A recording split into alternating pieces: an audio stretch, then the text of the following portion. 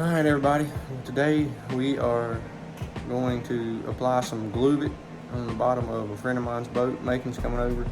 He just got a 12-foot boat and got some of the Gluvit. He's already got everything prepped, ready to roll. So when he gets here, we're just going to throw it on there and sit and let it dry. You gotta let it dry, I think, 12 hours before it's ready to apply a second coat. But anyways, we'll when he gets here, we'll get to it and take y'all through the process. Stay tuned with us.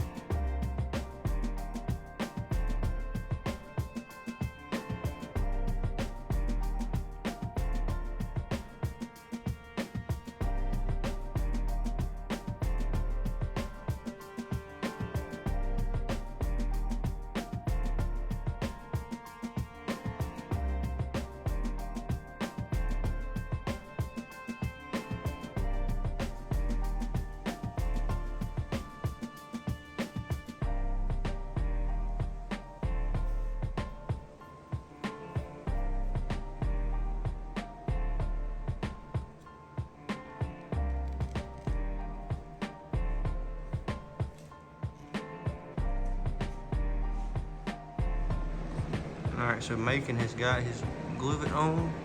First coat down, he just went ahead and did all the rivets on the bottom of the boat, including a couple of imperfections that we had on there.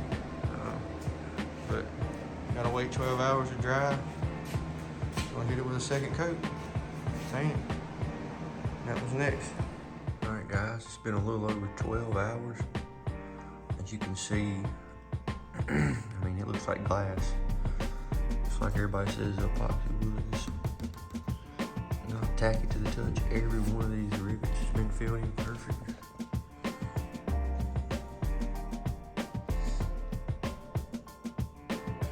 Definitely say it cures better than they say in warmer temperatures, so perfect. Put a second coat on.